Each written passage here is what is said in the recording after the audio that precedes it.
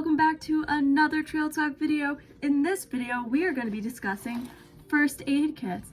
Now, first aid kits are so important to have in your car or in your backpack as you go, but it's even more important to have one of these when you go hiking. Now, first aid kits can serve with medical supplies, but you can also have a couple of supplies in here to make sure that your camping trip is always prepared. So, in this video, we're going to be discussing what you should pack in your first aid kit and why they're important. So if you want to learn more, keep on watching. Welcome back. I want you to grab your first aid kit. Now I want that to be one that you've made or one that you've bought or one that you even have in your car, and I want you to open it up and familiarize yourself with them. It's important that you know what's inside your first aid kit. I am a EMT or emergency medical technician of New York State, and first aid is very important to me, and it's important to know how to use your supplies that you have in your first aid kit to your advantage. So once you open it up, you have a whole bunch of different stuff that's just in here, and you might not know what these things are used for. So starting with the front pocket of my first aid kit, I have what are called antiseptic towelettes. Now these antiseptic towelettes are just little rubbing alcohol towels that you use to clean a wound or just to clean something out. Now these are very useful because when you clean something out, it's really good because you don't want to leave any dirt or little rocks or blood. It's good to have these to clean out. So if that was something that I had to pick in a smaller first aid kit, I definitely want to have some of that. Now you might also have some band-aids. Now band-aids are also very important for little cuts and scrapes that you don't really need to get stitches for, or something that you can easily control bleeding with. You just want to put on a band-aid. Now I have a whole bunch of all different sizes in my first aid kit, but even just the regular standard size of a band-aid are good to have too. Now another important thing to have, tweezers. Now you might be thinking, are you doing your eyebrows while you're in your hiking trip? No. The important thing to have with tweezers is in case you get a tick, you can easily use your tweezers to get that tick out.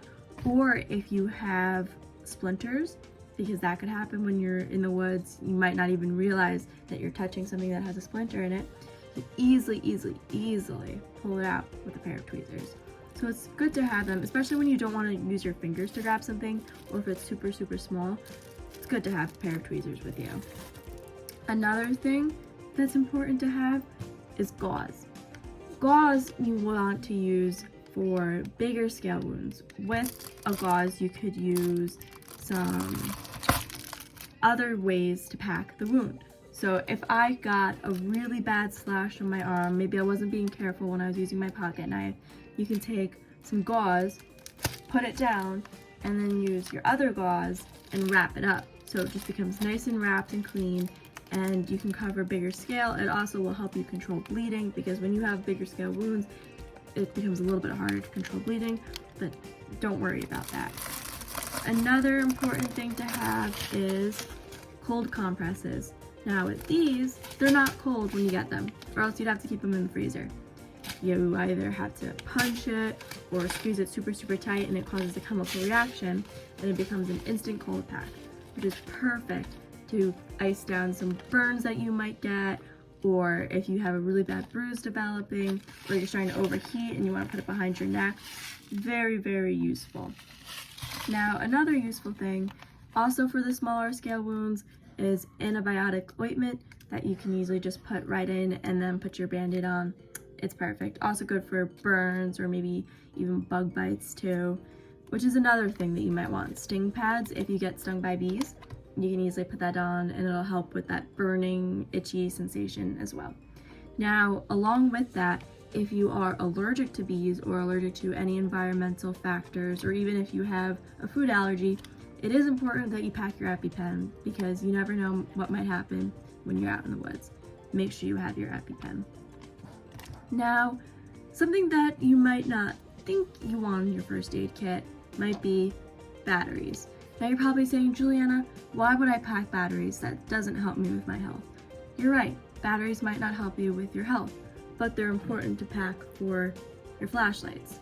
Now, you could be packing and getting yourself ready for your trip, and you might remember to bring batteries, and that's great, but sometimes you forget. And if you have them in your first aid kit and your flashlight, God forbid, dies, you have extra batteries to plug in, and it's easy. I also keep them in my car just in case. I also keep one of those phone charger cubes that are the battery banks, and I keep that in my first aid kit just in case I'm in the middle of nowhere and my car dies or something happens and I need to use my phone. So all in all, it's important to familiarize yourself with whatever first aid kit you have. Whether you're packing your own or you're packing and you found one that comes with your Trek bag, which mine came with my Trek bag, it's important to familiarize yourself, know what you have, so that way when it comes down to it, and God forbid you are in an emergency, you do know how to use your first aid kit. So if you have any other questions, you'd like to hear how you might want to prepare for your camping trip with different injuries so that way you know how to treat them, let me know. Please leave a like and comment, and remember, take the trail. Bye guys!